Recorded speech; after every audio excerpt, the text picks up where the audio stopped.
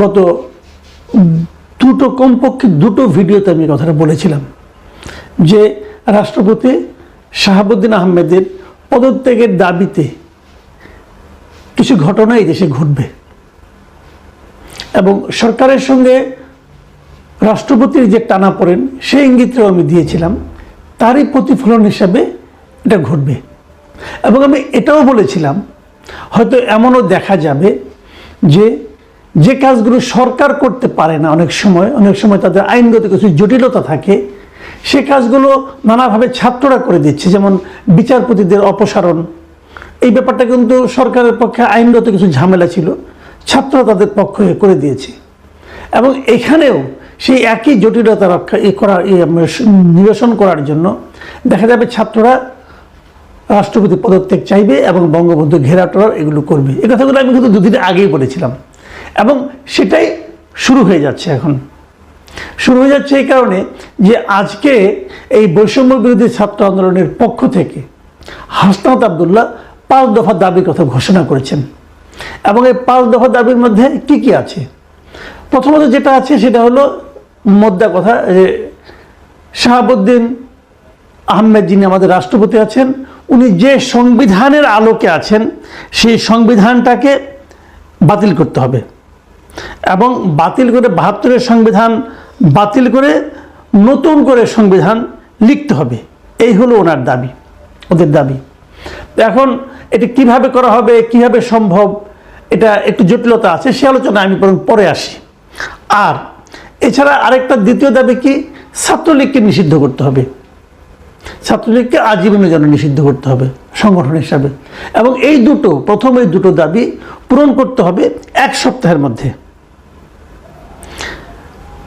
এই দুটো 1 সপ্তাহের মধ্যে করতে বলা হয়েছে। তারপরে যেটা বলা হচ্ছে যে জুলাই বিপ্লবের স্পিরিটের আলোকে 2024 পরবর্তী বাংলাদেশ বিনির্মাণে এই সপ্তাহের মধ্যে নতুন করে প্রোক্লেমেশন অফ রিপাবলিক ঘোষণা করতে হবে। আর বলা হয়েছে 2014, 2018, 2024 এই 3টা নির্বাচনকে অবৈধ ঘোষণা করতে হবে, মানে ওই নির্বাচনগুলো বৈধ হয়নি। এবং ওই 3 নির্বাচনে যারা এই দেশে সংসদ সদস্য নির্বাচিত হয়েছেন তাদের সকলের সম্পত্তি বাজেয়াপ্ত করতে হবে এবং তারা যেন কোনোভাবেই বাংলাদেশে প্রাসঙ্গিক না হতে পারেন ও নির্বাচনে অংশ নিতে না পারেন, সেজন্য আইনি ব্যবস্থা নিতে হবে। এই হলো মূলত দাবিগুলো। এবং এই দাবিগুলো বাস্তবায়নের লক্ষ্যে অলরেডি তারা মাঠেও নেমে গিয়েছে। আজকে দেখলাম যে বিকেলে এই বঙ্গভবনের সামনে রাষ্ট্রপতি পদত্যাগের দাবিতে বঙ্গভবনের সামনে বিক্ষোভ শুরু হয়ে গেছে এবং সেই বিক্ষোভে বেশ কিছু ব্যানার দেখা গেছে। ব্যানার কারা নিয়ে আসছিল? ইনকিলাব মঞ্চ, রক্তিম জুলাই 2024, তারপরে 36 জুলাই পরিষদ, জিয়াউর রহমান সমাজ কল্যাণ পরিষদ, ফ্যাসিবাদ বিরোধী ছাত্র জনতার মঞ্চ, এরকম বেশ কিছু ব্যানারে তারা বঙ্গভবনের সামনে এসে সমবেত হয়েছেন এবং স্লোগান দিয়েছেন রাষ্ট্রপতি শাহাবুদ্দিন আহমেদের পদত্যাগের দাবিতে। এই যে বিষয়গুলো হচ্ছে, এটা হতে থাকবে, আগামীতে আরও কিছু হবে। আমরা বরং অপেক্ষা করব যে আলটিমেটলি এটা কী হয়।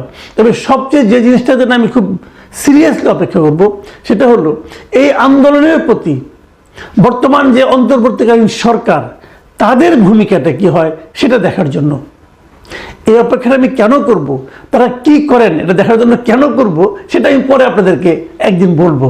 আজকে আমি খালি এটুকু বলে রাখলাম যে আমার খুবই সিরিয়াস টাইপের অবজারভেশন থাকবে যে এই সরকার এই আন্দোলনটাকে কিভাবে নোটিশ করে, কিভাবে হ্যান্ডেল করে। এবং যদি শাহাবুদ্দিন আহমেদ পদত্যাগ করেন, ছাত্রদের প্রতি, ছাত্রদের আন্দোলনের প্রতি আন্দোলনকে অনার করে, তাহলে সব ঝামেলা তো মিটেই গেল, কোনো সমস্যা নেই। আর যদি অনার না করেন তাহলে কি হবে সেটাও দেখতে হবে। এবং যদি অনার করে চলে যান উনি এই ইনকিলাব মঞ্চ, রক্তিম জুলাই মঞ্চ, এই সমস্ত দলের দাবির প্রেক্ষিতে, তো সেটাও কিন্তু বাংলাদেশে একটা নতুন উদাহরণ তৈরি হবে বলে আমার ধারণা। এখন আমি যে কথাটা আসলে বলতে চাই সেটা হচ্ছে যে এই যে আপনার রেভলিউশনারি একটা দাবি, যে দাবিগুলো তারা করেছে, এগুলো কিন্তু আমি মাঝে মনে হয় যে বিপ্লবী দাবি, যে প্রোক্লেমেশন অব রিপাবলিক ঘোষণা করাটা, তারপরে এই সংবিধানকে বাতিল করাটা অথবা সংবিধানকে অমান্য করাটা, নতুন সংবিধান তৈরির জন্য ব্যবস্থা নেওয়াটা, এটা কিন্তু একটা বিপ্লবোত্তর রাষ্ট্রের এটা প্রথম করণীয়। কিন্তু যে কথাটা আমরা সবসময় বলছিলাম যে উচিত ছিল কি, যে একটা বিপ্লবের মাধ্যমে, একটা গণ আন্দোলনের মাধ্যমে একটা সরকারের পতন হয়েছে, সেই সরকারের রেখে যাওয়া আইন কানুনগুলো মেনে আপনি যদি সরকার চালাতে চান, তাহলে কিন্তু আপনি বৈপ্লবিক কোনো পরিবর্তন আনতে পারবেন না। এবং যেটা গত 2.5 মাসে আমরা দেখেছি, বৈপ্লবিক কোনো কিছুই তারা করতে পারেনি। ছাত্রদের যে চেতনা এখন হয়েছে, এই চেতনা যদি মানে কেবল রাষ্ট্রপতিকে অপসারণের মধ্যে সীমাবদ্ধ না থাকে, তাহলে আমি খুবই খুশি হব। তারা অন্যান্য যে দাবিগুলো করেছে, যে একটা নতুন করে সংবিধান করার জন্য, একটা প্রোক্লেমেশন অফ ডিক্লারেশন আনার জন্য, এবং এই যে বিষয়গুলো তারা এনেছে, এটা যদি তখনই করা হতো, শুরুতেই করা হতো, তাহলে হতো সবচেয়ে ভালো। তাহলে তখন কিন্তু আপনি নতুন করে অনেক কিছু করতে পারতেন। কিন্তু হয় কি, ওই কাদা মাটি যখন নরম থাকে তখন আপনারা যে কোনো শেপে নিতে পারেন, কিন্তু মাটি যখন শুকিয়ে যায় তাকে কিন্তু আবার রিশেপ করতে গেলে ওই মাটিগুলিকে আবার ভিজিয়ে কাদা বানাতে হয়। মাটি কিন্তু অনেকটাই শুকিয়ে গেছে এর মধ্যে। গত 2.5 মাসে আন্দোলনের অনেকেই কিন্তু ক্ষমতার স্বাদ পেয়ে গেছেন। তারা কিভাবে এগুলিকে মানবেন আমি জানি না। সংবিধান আপনি বাতিল করতে চান, নতুন সংবিধান লিখতে চান, লিখুন। সংবিধান তো আপনি স্থগিত করেননি এক মুহূর্তের জন্য। যদি শুরুতেই করে নিতেন তাহলে কিন্তু কোনো সমস্যা ছিল না। কিন্তু এখন আপনি কিভাবে করবেন, এটা কিন্তু একটা বড় প্রশ্ন।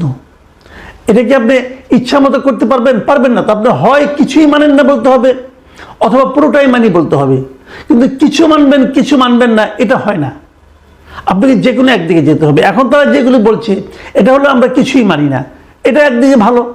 আবার এখন যেটা করছে সরকার সেটা হলো কিছু মানি কিছু মানি না, এটা তো সম্ভব না। তাহলে এটা কীভাবে হবে?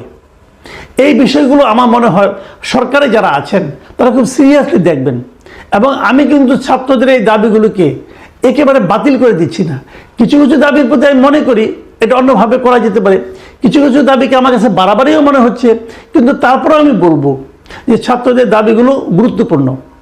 কিন্তু এই সময়ের জন্য এই দাবিগুলো লাগসই কিনা, মানে এই সময়ের মধ্যে বাস্তবায়ন সম্ভব কিনা, এগুলো কিন্তু আমি মনে করি চিন্তা করতে হবে। আমি দাবি করে বসলাম আর সব হয়ে গেল, দুনিয়াটা এত সহজ না রে ভাই। কারণ যে লোকগুলি, যে ছাত্ররা এতদিন একত্রিত ছিল, তারা কি এখন ওই আগের মতো একত্রিত আছে? রাখতে পারবেন তাদেরকে?